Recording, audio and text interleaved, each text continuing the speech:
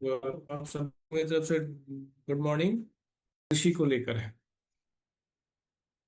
और कृषि जो है ना, जो आप लोगों के पास चार प्रोडक्ट है जो पूरी तरह से जैविक हैं, ऑर्गेनिक हैं, और ये बायो स्टिमुलेंट है। बायो स्टिमुलेंट वो चीज होती है कि जो किसी पे भी दी जा सकती है। कोई ऑर्गेनिक कर रहा है तब भी, और इनऑर्गेनिक कर रहा है तब भी। और ये चारों जो आपके पास है, ये चारों बायो स्टिमुलेंट हैं। और ये पौधे और मिट्टी पे अलग अलग तरीके से जो है ना अपना प्रभाव डालते हैं, जिससे आपकी मिट्टी की उत्पादकता बढ़े, आपके पौधे की उत्पादकता बढ़े, पौधे में ग्रोथ हो, अच्छी ग्रोथ हो। और जब पौधे में अच्छी ग्रोथ होती है तभी हमें अच्छी फसल मिलती है, तभी हमें अच्छे फूल मिलते हैं, तभी हमें अच्छे फल मिलते हैं। तो इसको कैसे प्रयोग करना है उसके बारे में हम शुरू करते हैं। पर उसके लिए 5 मिनट का मैं थोड़ा डाल चाहूंगा कि कृषि पे हम थोड़ा बैकग्राउंड को समझें। वैसे तो पूरे देश में 80-80% जनसंख्या कृषि पर ही निर्भर है। और जितनी चीजें हमको पता है और जो जो चीजें हमारे पास रही हैं, उन पे थोड़ा सा प्रकाश डालने की कोशिश मैं करूंगा, ताकि आप लोगों को चीजों को थोड़ा डीप में समझने की जो है ना क्षमता विकसित हो सके, और ताकि आप जब आगे किसी को बताएं तो आपको कॉन्फिडेंस रहे कि हाँ, ये रियल वे से आया है। अब चूंकि आप सबको पता है कि एक सिंपल सी भाषा में कहें कि जब आप अच्छा खाएंगे तभी आप अच्छे रहेंगे। जैसे आज के समय में कहा गया ना कि शरीर को सुधारने के लिए जैविक चीजों पे जाएं, यानी आयुर्वेदिक चीजों पे जाएं। जितने भी आयुर्वेदिक दवाएं हैं उसका प्रयोग करें।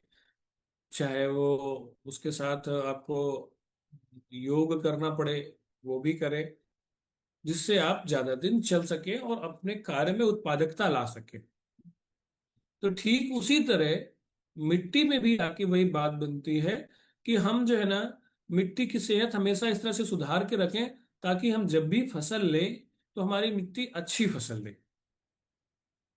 अत्यधिक रासायनिक के प्रयोग से, चाहे वो यूरिया हो, डीएपी हो, अन्य पेस्टिसाइड हो, इन सब के प्रयोग से अभी तक क्या रहा है कि मिट्टी की उत्पादकता में कमी आ गई। किसान को तो ये पता नहीं है। उसको तो ये पता है कि हमें प्रॉफिट लेना है, लेकिन वो उस प्रॉफिट के चक्कर में ना रासायनिक खादों का प्रयोग बहुत तेजी से करता गया। पर एक समय के बाद ऐसा हुआ कि रासायनिक खादें जो है ना ज्यादा होने की वजह से मिट्टी की उत्पादकता कम हो गई। क्योंकि रासायनिक खादें पर्टिकुलर जो पौधे को चाहिए, मान लीजिए नाइट्रोजन हो गया यानी एनपीके, दे तो रही है, लेकिन उसके एवज में क्या किया उन्होंने कि जो मिट्टी की क्षमता है उसको कम कर दिया, यानी जो मिट्टी के अंदर जो हमारे ऑर्गेनिक कार्बन्स हैं उनको खत्म कर दिया। तो यहाँ सबसे बड़ी मायने चीज ये रखती है कि अगर आपको उत्पादन अच्छा लेना है तो सबसे पहले जो है वो मिट्टी की जो जैविक कार्बन्स हैं उनको बना के रखना है।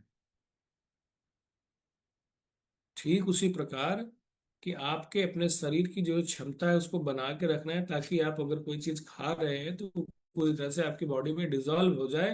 डिजॉल्व का मतलब बॉडी एक्सेप्ट करने के बाद भी उसके जो टॉक्सिक हैं वो बाहर निकाल दे। यही प्रक्रिया आयुर्वेद और एलोपैथी में होती है कि जब आप एलोपैथी की दवाएं खाते हैं तो वो रोग पे असर तो करती है, लेकिन उसके टॉक्सिक्स बाहर निकलते नहीं है। उसकी वजह से वो कोई ना कोई अन्य रोग बना देता है। और आयुर्वेद में क्या है कि जैसे आप दवा का सेवन करते हैं तो सेवन करने के बाद क्या होता है ना कि वो रोग तो खत्म करता ही है, लेकिन जो भी टॉक्सिक होता है वो सीधे सीधे निकलता है। ठीक उसी प्रकार जैविक की जब बात आती है तो हमारे खेतों के साथ भी यही प्रक्रिया उत्पन्न होती है, यही प्रक्रिया प्रयोग की जाती है कि जो पिछले कई सालों में जब रासायनिक खादों का प्रयोग आया तो उस समय लोगों ने रासायनिक खादों को प्रयोग बहुत तेजी से किया। और तेजी से करने के बाद क्या हुआ कि उत्पादन तो मिला, लेकिन उत्पादन मिलने के साथ साथ मिट्टी की सेहत बिगड़ गई। रासायनिक खादों ने उत्पादन तो अच्छा दे दिया, लेकिन जो उनके टॉक्सिस से वो प्रॉब्लम क्रिएट करना जमीन पे चालू कर दिए, सॉइल में करना चालू कर दिया। और सॉइल में जब उनका टॉक्सिक रहने लगा, तो उससे क्या होना है कि सॉइल का जो जैविक कार्बन है वो पूरी तरह से नष्ट होने लगा। यानी स्ट्रक्चर ऑफ द सॉइल जो होती है कि वो कैसे भी किसी पौधे को बढ़ाती है, उसके अंदर कैसे न्यूट्रिशन इकट्ठा करती है। सेम लाइक दैट, किसी को डायबिटीज है तो उसका जब पैनक्रियाज जब खराब हो जाती है, तो फिर वो ना शुगर लेवल उसका बढ़ जाता है। कुछ भी खाए कुछ भी करे, उसको फिर वो फायदेमंद नहीं रहता है। उसी तरह मिट्टी के ना जैविक कार्बन है, जब वो बिगड़ जाता है तो मिट्टी में कितनी भी चीजें डालते रहो, खूब बढ़िया उत्पादन लेने के लिए कोशिश करो, कितने भी खाद डालो, उससे फायदा होने वाला नहीं है। विषय वही है आज का, कि हमारे पास जो प्रोडक्ट है उनके प्रयोग से, अगर लोग जैविक के अलावा रासायनिक दे भी रहे हैं, लेकिन इनका धीरे धीरे प्रयोग उसमें करते हैं, तो उससे क्या होता है कि धीरे धीरे मिट्टी की सेहत सुधरती है। धीरे धीरे मिट्टी के जो जैविक कार्बन है वो सुधरते हैं। और ये प्रक्रिया धीरे धीरे ही होती है, तुरंत नहीं होती कि हमने डाला और जैविक कार्बन अच्छा हो गया और तुरंत सब कुछ होने लगा। ये प्रक्रिया बहुत तेजी से, बहुत जल्दी नहीं होती है। जब हम धीरे धीरे प्रयोग करते हुए जाएंगे तभी सुधरती है, वो 1 साल में 2 साल में सुधरना चालू करती है। उस पर भी डिपेंड करता है कि हमारी जो मात्रा है वो रासायनिक खाद कितनी है और जैविक खाद की कितनी है। तो चलिए चलते हैं, जो हमारी जैविक खादें हैं उनके बारे में आप लोगों की सहमति हो थंब इम्प्रेशन दीजिए, पीपीटी की तरफ चलते हैं और एक एक चीज को समझाते हुए कि हमारे पास आखिर में क्या क्या प्रोडक्ट हैं, उन प्रोडक्ट में क्या क्या प्रयोग हुआ है उनको बनाने के लिए, और उन प्रोडक्ट के क्या कैसे कैसे प्रयोग करेंगे खेती में। तो आप लोग की सहमति हो तो चलें आगे बढ़े।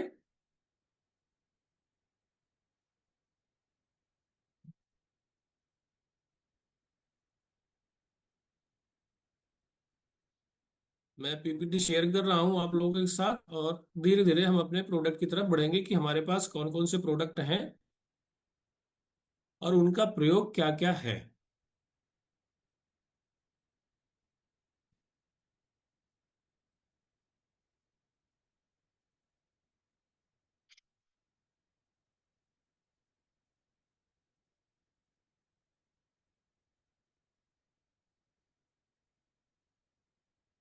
आप सभी को पीपीटी दिख रही है?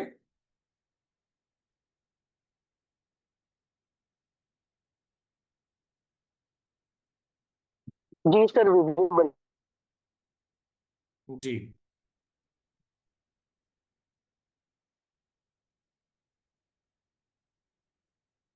1 मिनट रुकिएगा।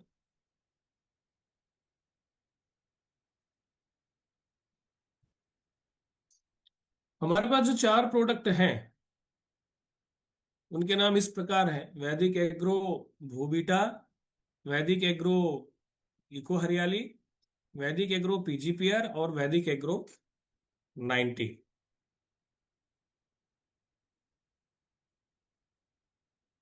तो बात करते हैं सबसे पहले प्रोडक्ट की, हमारा जो वैदिक एग्रो भूबीटा है।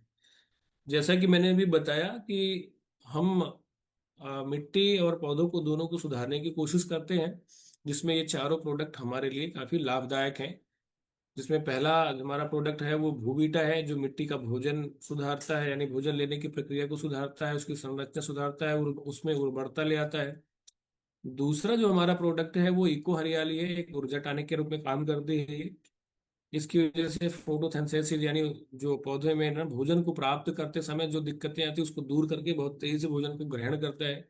ठीक उसी तरह जैसे होता है ना कि व्यक्तियों में बस बोलते हैं बच्चा बढ़ रहा है तो वो लंबाई बढ़ रही है लेकिन वो ढंग से भोजन नहीं कर रहा, तो उसको ऐसे ऐसे सप्लीमेंट दो कि ताकि उसके ना शरीर की आवश्यकता की पूर्ति हो सके। तो ठीक उसी तरह इको हरियाली कार्य करती है, जो उसकी आवश्यकता को, यानी प्रकाश संश्लेषण की क्रिया को बहुत अच्छी तरह से प्रवाह देने में मदद करती है। उसके बाद तीसरा हमारा है पीजीपीआर। पीजीपीआर ये पूरे पौधे और मिट्टी दोनों के लिए बहुत फायदेमंद होती है, भू बीटा की तरह। ये मिट्टी के जो मित्र बैक्टीरिया है ना उनको उत्सर्जित बनाए रखती है, और इससे क्या होता है ना कि मिट्टी में मैटर बढ़ता है, पौधों को ना ये ग्रोथ देती है। जब ये मिट्टी में जाकर के जड़ों में, जड़ों की रिपेयरिंग करती है, उसमें राइजोबियम्स डालती है ना, तो उससे क्या होता है ना कि पौधों की जड़ों से जो दवा का प्रवाह है, जो माइक्रोन्यूट्रिएंट्स म्यूट्रिएंट्स माइक्रो न्यूट्रिशंस हैं, वो विटामिन जो है वो सारे ना तेजी से पौधे में जाते हैं और पौधा अच्छी तेजी से ग्रो करता है। चौथा हमारा जो प्रोडक्ट है वो हमारा है एग्रो 90। एग्रो 90 क्या काम करता है?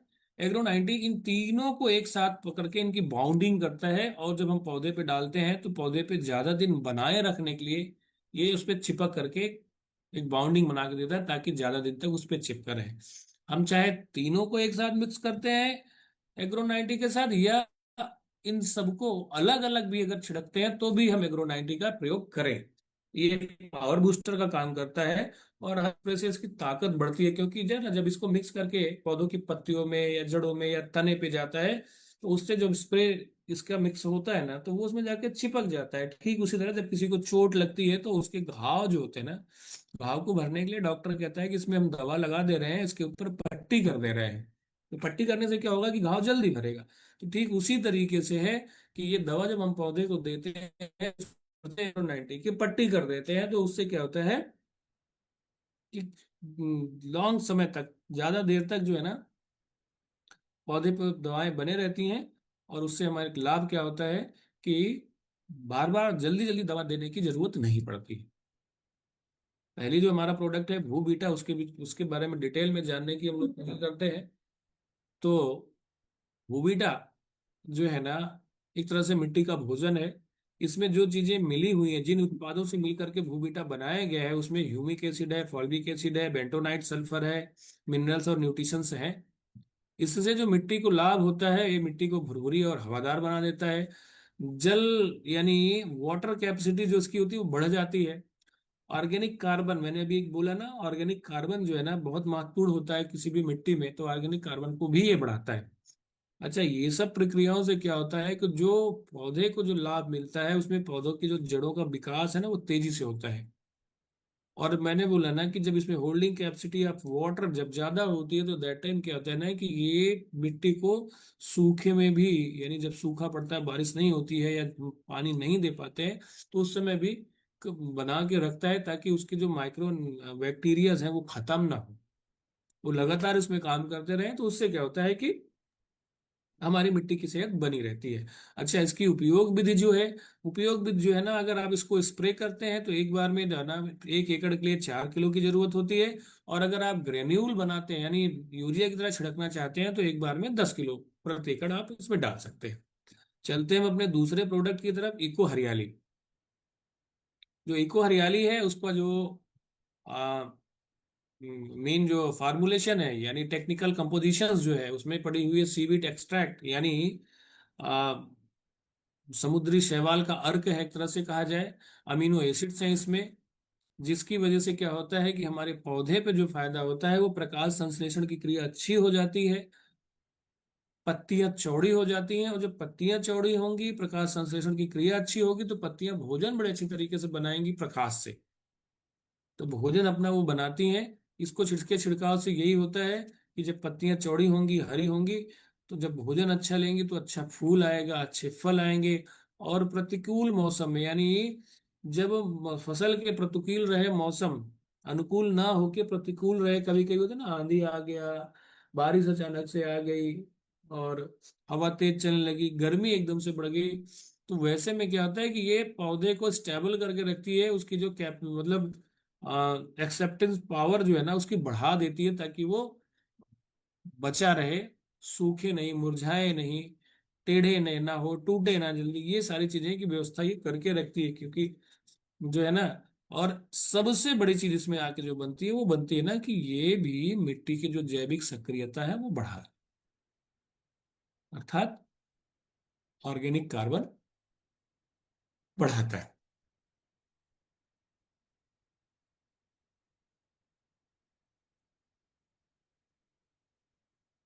तो ऑर्गेनिक कार्बन इससे बढ़ता है, और इसकी उपयोग विधि जो है, जैसे मैंने आपको बताया ना, तो ये एक्चुअली ग्रेन्यूल या पाउडर फॉर्म में है, तो वो जो है ना आपको 2 ग्राम प्रति लीटर पानी में इसका प्रयोग। चलते हैं हम अपने तीसरे प्रोडक्ट की तरफ, जिसका नाम है पीजीपीआर, जैसे इसके नाम में ही है ना, प्लांट ग्रोथ प्रमोटर। यानी PGPR। इसका जो मुख्य कार्य है, इसका जो टेक्निकल कंपोजिशंस हैं वो एजिटोबैक्टर है, PSB है, राइजोबियम्स हैं। और इस तरह के ना, अगर इसका डाइवर्सिफिकेशन करेंगे तो एक लंबी लिस्ट आ जाएगी। इसमें छोटे छोटे जो है ना माइक्रो न्यूट्रिएंट्स कैसे इसमें विद्यमान है, कॉपर सल्फर से लेके सब कुछ चीजें जो एक पौधे को और एक मिट्टी को जरूरत होती है। तो इससे क्या होता है कि जब हम प्रयोग करते हैं ना, छिड़काव करते हैं पौधे पे, बेटर रिजल्ट के लिए ना पौधे के नीचे जड़ों के पास छिड़काव करते हैं तो बहुत बेटर रिजल्ट मिलता है। ये करता क्या है, ये नाइट्रोजन की स्टेबिलिटी लेता है, यानी स्थितीकरण बनाए रखता है। फास्फोरस को घोल करके पौधों तक बड़ी तेजी से पहुंचाता है। राइजोबियम के कारण जड़ों में बहुत तेजी से वृद्धि होती है। और जो पौधे की रोग प्रतिरोधक क्षमता है उसको बढ़ा देता है ये। जैसे होता है ना कि हम लोग कहते हैं कि बड़ी बॉडी में बड़ी कमजोरी है, कुछ चीजें ऐसी खाओगे ताकि फिट रहो, तो ये पौधे को फिट करता है। और मिट्टी से होने वाली जितने रोग है ना, कभी कभी क्या होता है ना कि पौधा दिख रहा है, बहुत अच्छा दिख रहा है, ऊपर हरा हरा दिख रहा है, लेकिन नीचे उसकी जड़ें सड़ने लग गई, उसमें सड़न आ गई, पता लगा कि उसमें कोई और प्रॉब्लम आ गई, जो मिट्टी के कारण फंगस आ गया और डिजीज आ गए। तो इन सब पे ये कंट्रोल करता है और बचत करके रखता है। इसकी जो उपयोग विधि है वो 2 ml प्रति लीटर है। 1 लीटर पानी में 2 ml का इसमें प्रयोग करेंगे। अब जो चौथा प्रोडक्ट हमारा आता है वो आता है एग्रो 90, यानी पावर बूस्टर। इसका जो केमिकल कंपोजिशन है, कह सकते हैं, या टेक्निकल जो कंपोजिशन है, इसमें है ना, इसमें नॉन आयनिक सल्फेंट है, सिलिकॉन बेस्ड पॉलिएस्टर इसमें इस्तेमाल किया गया है। और ये जरूरी क्यों है पौधों के लिए, ये स्टिकर का काम करता है, चिपकाने का काम करता है। बारिश में से होता है ना, कभी कभी आपने दिया, अचानक बारिश हो गई तो दवा धुल गई, लेकिन जब ये मिला रहेगा ना तो बाद जल्दी दवा धुलेगी नहीं। इसीलिए इसे पूरी तरह से नहला देते हैं। पत्तियों पर स्प्रे को समान रूप से ये फैला देता है। जब स्प्रे करते हैं ना, सब पत्तियों पे, जड़ों पे, तने पे, सब पे जब ये फैला देते हैं ना, तो इससे क्या होता है कि दवा चारों तरफ से पौधे पे चली जाती है, मिट्टी में भी चली जाती है। इससे बचत क्या होती है कि दवा की, अत्यधिक दवा की बर्बादी रुकती है। बार बार जैसे देना होता है ना, तो बार बार के बजाय वो, अगर ये सारी मिक्स करके दोगे तो इसको, तीनों को मिलाने के बाद जब इसको दो उसमें मिक्स कर देते हो, तो ये जो है ना, अगर आपको मान लीजिए दवा का छिड़काव 15 से 20 दिन में करना होता है, तो इसके प्रयोग से 25 से 30 दिन में करते हैं, यानी टाइमिंग बढ़ा देता है। अच्छा, इसका जो उपयोग है वो कितना करना है, तो इसका जो उपयोग है ना वो 0.5 ml से लेके 0.05 ml, यानी आधा ml, आधा ml आप 1 लीटर पानी में इस्तेमाल करते हैं। अब प्रश्न मन में लोगों के यदि आता है कि क्या ये जो चारों प्रोडक्ट हैं इसको हम कहाँ कहाँ इस्तेमाल कर सकते हैं और कैसे कर सकते हैं, तो मैं आपको बता दूं कि ये बायोस्टिमुलेंट है। बायोस्टिमुलेंट ये है कि हर पौधे के लिए जरूरी है ये। जो पौधे की खुराक है उसमें मजबूत करने के लिए है। जैसे होता है ना कि बच्चा हो गया, तो बच्चा जब बढ़ने लगता है तो बढ़ते समय उसको बहुत से न्यूट्रिशन और प्रोटीन्स की जरूरत होती है। तो कुछ सप्लीमेंट ऐसे होते हैं जो कहा जाते हैं कि बच्चे को ये खाना ही खाना चाहिए। जैसे बॉडी में विटामिन B होनी चाहिए, विटामिन A, विटामिन C, ये सारी चीज मात्रा में मिले, तो उसके लिए समान रूप से एक ऐसा प्रोडक्ट होता है जो कहीं ना कहीं सब पे असर करता है। तो ठीक उसी तरह हमारा ये चारों प्रोडक्ट है बायोस्टिमुलेंट, जो हमारे हर पौधे पे, चाहे वो फल हो, अनाज हो, सब्जियां हो, फूल हो, सब पे काम करता है। अगर उसमें पर्टिकुलर क्रॉप की बात करें तो जितने भी हैं, चाहे गेहूं, धान, मक्का, सब्जियां, चना, अरहर, मूंग, उड़द, सोयाबीन, आलू, प्याज, गन्ना, टमाटर, मिर्च, बैगन, केला, अंगूर, आम, पपीता, फूलों की खेती, जितनी भी सब्जियां हैं, सब पे इसका प्रयोग कर सकते हैं। और इसके प्रयोग से सीधी सी बात है, मैंने जितना आपको बताया उसमें क्या, मिट्टी में लंबे समय तक उपजाऊपना बन जाता है, और वाटर होल्डिंग की कैपेसिटी बढ़ जाती है। और इससे क्या होता है ना कि जो मिट्टी में ऑर्गेनिक कार्बन्स की बात कर रहे थे वो बढ़ता है, पौधा मजबूत होगा, फसल गहरी हरी होगी। जब इस तरह से चीजें बढ़ेंगी तो उसमें उत्पादन भी अच्छा, फूल आएगा, फल अच्छा होगा, उपज अच्छी आएगी। और दूसरी चीज क्या है कि जब पौधे का ना इम्यूनिटी सिस्टम फिट रहेगा तो रोग और मौसम से तनाव भी कम मिलेगा उसको। और बचत इससे क्या होती है कि जब हम जो रासायनिक खादों को डाल रहे हैं तो रासायनिक खादों को डालते डालते इसको भी उसमें इस्तेमाल करते हुए जाएंगे तो धीरे धीरे हमारी डिपेंडेंसी कम हो जाएगी रासायनिक खादों पे, और लागत घटती हुई जाएगी। और दूसरी चीज क्या है कि पर्यावरण के लिए भी हम जैविक खेती की तरफ आगे बढ़ रहे होंगे, टिकाऊ खेती की तरफ आगे बढ़ रहे होंगे, तो समाज को भी हम एक अच्छा मैसेज संदेश दे सकते हैं कि देखिए हम धीरे धीरे जो है अब इससे रासायनिक खेती से जैविक खेती तक तक बढ़े हैं, और बढ़ने के साथ साथ हमें ये लाभ प्राप्त हुए हैं। अब एक बार मैं चाहूंगा कि आप लोग फिर से समझ लें कि हमारे जो चारों प्रोडक्ट हैं उनके टेक्निकल कंपोजिशन क्या है, उसमें मिट्टी को क्या लाभ है, पौधे को क्या लाभ है, उसमें कौन कौन सी फसलों पे उपयोगी है, उसकी प्रयोग विधि कैसे है। तो जैसे मैंने आपको बताया कि जो हमारा पहला प्रोडक्ट है वो भू बीटा है। इसमें humic acid, fulvic acid, bentonite, sulphur, खनिज पदार्थ वगैरह इसमें मिले हुए हैं। और ये ना मिट्टी की ना ऑर्गेनिक कार्बन्स को बढ़ाता है, जैविक सक्रियता बढ़ा देता है, मिट्टी भुरभुरी कर देता है। पौधों के लिए जड़ों का विकास कर देता है, अच्छा पोषक तत्वों का अवशोषण बढ़ा देता है, यानी कैप्स होल्डिंग कैपेसिटी आपका और न्यूट्रिशंस जो बन जाती है ना पौधे की वो अच्छा हो जाता है। किन फसलों में उपयोगी है, तो सारी हमने बताया था, सारी फसलों में उपयोगी है, चाहे गेहूं, धान, मक्का, आलू, प्याज, गन्ना, फल, सब्जियां, जितनी भी चीजें सब में ये प्रयोग कर सकते हैं। तो जैसे मैंने पहले बताया था कि इसकी मात्रा जो है, अगर एक बार में 1 एकड़ में छिड़काव करते हो तो लगभग 4 किलो लगेगा। अगर यूरिया की तरह इसका छिड़काव करते हो तो 10 किलो लगेगा। और इससे क्या होता है कि 10% जितना भी चाहे यूरिया डीएपी डाल रहे हैं, जब इसको आप मिक्स करें तो उसमें से उसकी 10% उसकी खपत कम कर दें। मान लीजिए 50 किलो आप डालें तो उसमें 45 किलो ही डालें, बाकी इसका प्रयोग करें। अब आता है हमारा वैदिक एग्रो इको हरियाली के, जिसमें जो हमने आपको बताया था पहले ही, समुद्री शैवाल का अर्क है, अमीनो अम्ल है, साइटोकाइनिन है, ऑक्सिन है इसमें, तो कई तरह के न्यूट्रिशन और प्रोटीन्स हैं। अगर इसका डाइवर्सिफिकेशन करेंगे तो काफी बड़ा जाके निकल के आएगा। मिट्टी की जैविक सक्रियता इससे बढ़ती है, पौधों को हरा भरा बनाता है ये, फोटोसिंथेसिस की प्रक्रिया को तेज कर देता है, और पौधे में ना टेंशन तनाव सहन करने की क्षमता बढ़ा देता है। तनाव वो होता है जब कभी बहुत हैवी गर्मी पड़ रही है, पौधा खड़ा हुआ है, कभी आप देखिए तो इस समय जो गर्मी पड़ रही है, कोई पौधा ना सुबह एकदम बढ़िया खिला खिला रहेगा, लेकिन दोपहर में देखेंगे तो शाम तक देंगे उसकी पत्तियां एकदम डाउन हो जाएंगी, एकदम मतलब टेंशन में रहती हो। तो वही होता है तनाव का प्रक्रिया, जब ये डालेंगे तो वो टेंशन में नहीं रहेगा, वो बर्दाश्त करने की क्षमता उसकी बढ़ जाती है। ये टमाटर, मिर्च, बैगन, केला, अंगूर, आम, पपीता, फूल सब पे कर सकते हैं। और इसकी जो मात्रा है वो 2 ग्राम प्रति लीटर है। तीसरा हमारा वैदिक पीजीपीआर है, जो ना वैदिक एग्रो पीजीपीआर, इसमें मैंने जैसे आपको बताया था कि जो टेक्निकल कंपोजिशन है वो है जो एजटोबैक्टर है, पीएसबी है, राइजोबियम है, बैलेसिस सबलिसिस है। इसमें क्या होता है कि इससे ना मिट्टी में लाभकारी बैक्टीरिया बढ़ा देता है और नाइट्रोजन की स्थितिकरण कर देता है, यानी stability of the nitrogen will be complete for the soil. जड़ों की वृद्धि को बढ़ाता है, रोग प्रतिरोधक क्षमता बढ़ाता है, और पौधों में वृद्धि होती है। जब ये सारी चीजें होती हैं तो पौधा अपने आप बढ़ता है।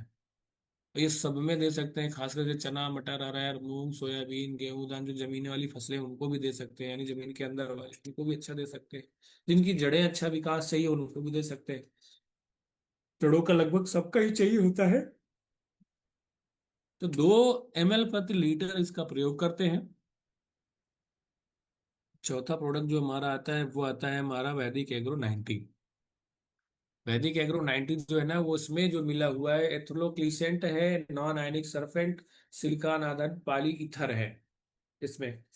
और ये सीधे मिट्टी पे प्रभाव नहीं डालता है, लेकिन स्प्रे में प्रभाव होता है। जब आप स्प्रे करते हैं इसके साथ तो ये क्या ना कि दवाओं को चिपका देता है। जड़ पौधों को जो लाभ मिलता है, ये दवा दवा को पत्तियों पर फैलाता है, चिपकाता है, स्प्रे की प्रभावशीलता बढ़ा देता है। तो जब आप इसको करते हो ना, तो इस जो आपने स्प्रे दिया है ना, उससे ना खाद की ना उत्पादकता बढ़ जाती है। जब खाद की उत्पादकता बढ़ती है तो फिर वो पौधे की उत्पादकता बढ़ा देता है। ये सभी फसलों में कर सकते हैं। इसकी जो मात्रा है वो 0.5 ml प्रति लीटर का प्रयोग करते हैं। इतना समझाने के बाद मैं आपको एक और कहूंगा कि जो स्प्रे देना चाहेंगे, सबसे पहले हमारा ये 16 लीटर का स्प्रे बनता है। 16 लीटर कहीं पे 20 लीटर, इसके बारे में समझना जरूरी है। क्योंकि एक बार में हम जो प्रोडक्ट इस्तेमाल करेंगे, जो आप लोग किट लेते होगे, उस किट में जो 4 प्रोडक्ट दिए जाते हैं, तो वो 1 एकड़ में एक बार के लिए दिए जाते हैं स्प्रे के रूप में। तो उसका जो हम प्रयोग करेंगे उसमें यही है कि जब हम 16 लीटर या 20 लीटर का ड्रम बनाएंगे, तो उसमें जो मात्रा रहेगी भू बीटा की वो रहेगी 200। 2 या 1 ml तो चलिए उसमें चलता, जब हम किचन गार्डन कर रहे हो या जो है ना टेरिस गार्डन कर रहे हो, लेकिन जब खेत में जाते हैं तो उसकी मात्रा हम 100 लीटर की बनाते हैं। और 16 लीटर का जो, 1 एकड़ में 16 लीटर के 10 ड्रम लगते हैं, यानी 10 पंप लगते हैं। तब जाके 1 लीटर में पूरे पे हमारा 1 एकड़ में पूरे खेत पे हमारा हो सकता है। तो ये हमारे ना, ये जो चारों उत्पाद हैं, ये एक जो है ना 1 एकड़ पे पहली बार के लिए है। और जो पहली बार मारते हैं तो आपको पहली बार भी अच्छा रिजल्ट दिख रहा है। तो शुरुआत करते हैं। आप एक बार इसको लिखते भी जाइएगा कि भूविटा जो है ना, उसका जो प्रयोग करना है वो हमें 200 से 300 ग्राम करना है 16 लीटर वाले स्प्रे में या 20 लीटर वाले स्प्रे में। इको है हमें करनी है वो 30 ग्राम से लेके 50 ग्राम करना है 16 लीटर के लिए, पहला स्प्रे जो देंगे। पीजीपीआर जो हमें करना है वो भी 20 ग्राम से 50 ग्राम करना है, 30 ml से 50 ml करना है। और जब हम बात करेंगे एग्रो 90 की, तो वो भी जो है ना 4.8 यानी 5 ml से लेके 10 ml के आसपास करना है। ये 16 या 20 लीटर, 20 लीटर का लेंगे तो 200 पड़ेगा, 16 लीटर लेंगे तो 160 पड़ेगा। तो सीधे सीधे आप स्प्रे बना लीजिए, 200 लीटर का स्प्रे बनाइए, 200 लीटर में जो 16 लीटर का होता है वो ऐसे रहेगा। ठीक है। इसमें अगर कोई प्रश्न हो तो आप पूछ सकते हैं, और हम आगे बढ़ते हैं। इसके पास थोड़ा सा प्रश्न भी आपके पास जो इसमें जनरेट होते हैं उसको अच्छी तरह से पूछ सकते हैं। इसलिए आपने इस चीज को अच्छी तरह से सुना, समझा, उसके लिए आप सभी को धन्यवाद। और आगे हम क्वेश्चन की तरफ बढ़ते हैं, क्वेश्चन आंसर राउंड की तरफ।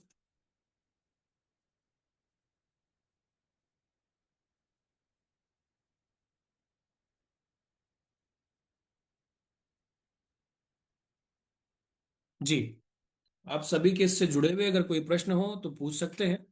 स्वागत है आपका। आगे का 15 से 20 मिनट का जो समय है वो प्रश्नों के लिए रहेगा।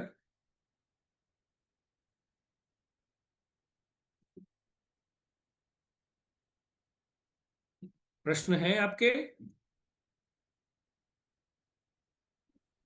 सर लोग चैट बॉक्स में डाल रहे हैं। जी। चैट बॉक्स में सर लोग अपने क्वेश्चन पूछ रहे हैं, हाँ, जो भी एक सवाल है उनके रिलेटेड। जिनके भी चैट बॉक्स में सवाल आ रहे हैं वो अपना हैंड रेज करके, म्यूट करके, अनम्यूट करके बात पूछ सकते हैं। क्योंकि इकट्ठे इतने ज्यादा चैट बॉक्स में सबके जो प्रश्न है उसके प्रश्नों के उत्तर नहीं दिए सकते। जैसे किसी ने पूछा है कि बूवीटा सीड के साथ शुरुआत में डालना है या उगने के बाद, ये दोनों समय कर सकते हैं। शुरुआत में जब आप डालते हैं मिट्टी की प्रिपरेशन के साथ, तब बूवीटा का इस्तेमाल कर सकते हैं। और जब बीज लगा दें, लगाने के बाद जो है करते हैं, तो सबका इकट्ठे चारों का स्प्रे कर दें। किसी ने पूछा है कि कीटनाशक के लिए क्या दे सकते हैं, तो कीटनाशक के लिए कई कीटनाशक आते हैं, उनका प्रयोग इसके साथ कर सकते हैं। नहीं तो अगर आपके पास नीम मिल जाए तो नीम का भी 1000 या 1500 ppm आपका इस्तेमाल इसमें कर सकते हैं। किसी ने बोला है कि मैंने अच्छा रिजल्ट लिया है प्याज के लिए, बहुत अच्छी बात है, बहुत बहुत धन्यवाद आपका। मैंगो ट्री को भी दे सकते हैं। सर सब प्रोडक्ट की कितने समय अंतराल में दे डाल सकते हैं? बहुत अच्छी बात है। आप ना 25 से 20, मतलब 15 से 25 दिन के अंतराल में डाल सकते हैं सारे। गमलों में जब फूल छोड़ सूख गए हैं क्या? किचन गार्डन में आप ना प्रति लीटर के हिसाब से बनाएं, क्योंकि आपके पास छोटा सा 1 लीटर वाला स्प्रे होता है, उसमें करें।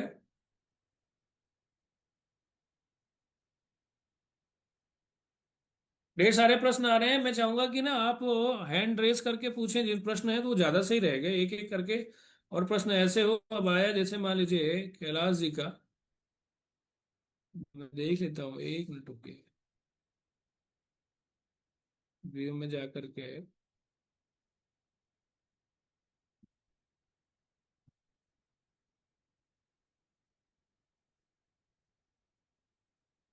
एक जिग्नेश प्रजापति का है, वो पूछ सकते हैं, अनम्यूट करके अपने आप को।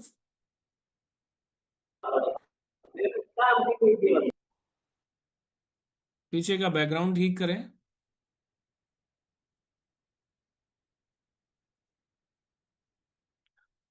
उनका हट गया, आप किरण राजोले जी आ जाएं।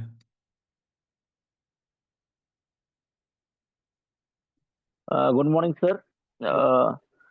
सर जैसे हम कोई फसल लगाते हैं तो पहला डोज हम एक प्रिकॉशन के तौर पर कब दे सकते हैं? हाँ, पहला डोज आप कर सकते हैं। जैसे होता है ना कि आपने मिट्टी की प्रिपरेशन की, तो मिट्टी की प्रिपरेशन करने के बाद क्या होगा कि जब आपने बीज लगाया, तो बीज लगाने के बाद पहला जी डोज दे सकते हैं, जैसे वो थोड़ा सा उगे। या जी। अगर आप चारों नहीं करना चाहते हैं तो सबसे पहले भू भू बीटा का स्प्रे कर दें।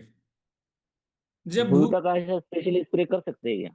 हाँ, स्पेशली भूबीटा का स्प्रे कर देंगे तो उससे क्या होगा ना, पहला स्प्रे जब भूबीटा का जी करेंगे, जैसे पौधा निकलेगा ना, बेबी बेबी स्टेज पे आएगा ना, तो बेबी स्टेज में जी। भी चारों को मिक्स करके कर दें। तो उसमें क्या होगा कि जैसे जी। भूबीटा का डबल स्प्रे हो जाएगा और सबका सिंगल स्प्रे हो जाएगा। तो मिट्टी मजबूत होगी और पौधा तेजी से ग्रो करेगा।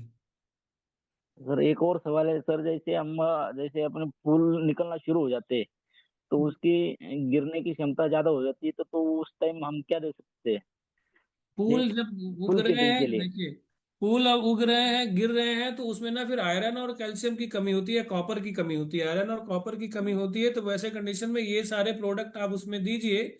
और आयरन की कमी अगर आ रही है तो एक काम कर लीजिए ना, एक जंग लगी कील को ना एक डिब्बे पानी में डाल दीजिए, जब उसमें सारा धुल जाए तो फिर उसको इस्तेमाल कर दीजिए स्प्रे के साथ। यस। Okay sir. जैविक सवाल तो तरीका बहुत सारे है सर, लेकिन अभी ओके जै, सर। जैविक तरीका मैंने आपको बता दिया ये। और ठीक उसी तरह जी कॉपर जी। की कमी जो आती है, तो कॉपर की कमी के लिए कॉपर लेके एक प्लेट डाल दो, वो भी अपना जब छोड़ देगा तो भी कर सकते हो। बहुत सिंपल तरीका है ये। Okay sir. जी। Thank you. Okay. Falguni Bhatt ji का है हाथ, पूछे। हेलो। हाँ, जी। Good morning sir. मैं बिल्कुल। ये पूछना चाहती हूँ कि मेरी बालकनी में मैंने अपने गमले में फूल और जैसे छोटे छोटे पौधे हैं वो लगाए हैं, पुदीना वगैरह। तो उसमें ये हरियाली वाला है वो डाल सकते हैं? बिल्कुल। आप इसका ना 2 ml लीजिए, 1 लीटर पानी में ना, अपना स्प्रे बॉटल में लीजिए। मैं एक मिनट दिखा रहा हूँ आपको, स्प्रे बॉटल आपके पास होगी तो ये, नहीं तो ये वाली स्प्रे बॉटल दिख रही है ना, हाँ। ये वाली स्प्रे बॉटल आप प्रयोग कर सकते हैं। तो इसमें 2 ml यानी 2 ग्राम, 2 ग्राम हरियाली लेकर के आप उसमें डाल सकते हैं। अच्छा। और ये लिक्विड ही है, जो आएगा वो लिक्विड ही आएगा? नहीं नहीं, जो हमारा इको हरियाली है वो ना, वो चाय की तरह होता है। जैसे चाय अच्छा। की पत्ती होता है, 10 ग्राम, 2 ग्राम मात्रा नाप लीजिए। तो 2 ग्राम को ना आप इसमें इसमें डाल लीजिए। और अपना जो भू बीटा है ना, भू बीटा भी अगर आप चाहें तो वो भी 2 ग्राम ले सकते हैं। डायरेक्ट डायरेक्ट गमले में नहीं डालना है? नहीं, डायरेक्ट, देखिए, डायरेक्ट डालेंगे तो वो असर देर से होगा, लेकिन आप स्प्रे करेंगे तो एक्चुअली क्या, स्प्रे जब आप करेंगे ना, तो पूरे पत्तों पे चला जाएगा ना, पौधे पे जाएगा, तो जड़ से भी अगर पौधा लेगा तो सारे सेल्स में जाएगा। और आपने डायरेक्ट उसको दे दिया तो पौधे जो एक्चुअली जो अपना भोजन की प्रक्रिया है, पौधे जड़ और पत्ते दोनों से बनाते हैं। जी। ठीक है। Thank you. ओके। जी करके कोई है, जी ये करके है कोई। सर मुझे नमस्ते सर। नमस्कार। हाँ, मुझे ये पूछना था कि भूमिका अभी विलम्ब नहीं होता क्षेत्र से जी। पानी में घुलता नहीं है भूमिका। पानी की,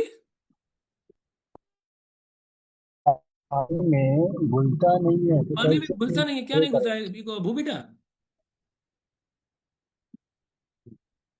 जल्दी घुलता नहीं है, वो 12 घंटे तो रखना पड़ता है उसे। नहीं भाई, पानी में घोलने के लिए उसका पहले पाउडर कर लो, पाउडर करने के बाद उसमें डाल करके अच्छी घोलो। सीधी सी अच्छा बात। अच्छी बात है। Thank you sir, thank you. Okay. Nilesh Patel ji, Patil ji.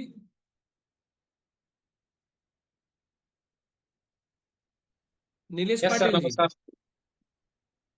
Ji. Sir, जैसे कि हम ऑर्गेनिक अपना रासायनिक डालते हैं, तो आज तो रासायनिक की हमारी मिट्टी को आज हैबिट हुई है सर। तो हम पूरा तो बंद नहीं कर सकते, तो उसके साथ में हम कितना परसेंट कम करें रासायनिक और अपना कितना परसेंट बढ़ाए सर? हाँ, अब रासायनिक में क्या है कि जैसे आपने ना चालू कर दिया, यूरिया डाल रहे हैं, तो यूरिया में पहले 10% का इस्तेमाल करिए इसको। और इस 10% का इस्तेमाल जब करेंगे तो धीरे धीरे, क्योंकि क्या बोला था अभी कि हमारा जो मिट्टी का ऑर्गेनिक कार्बन है जब वो खत्म हो जाता है तभी प्रॉब्लम आती है। तो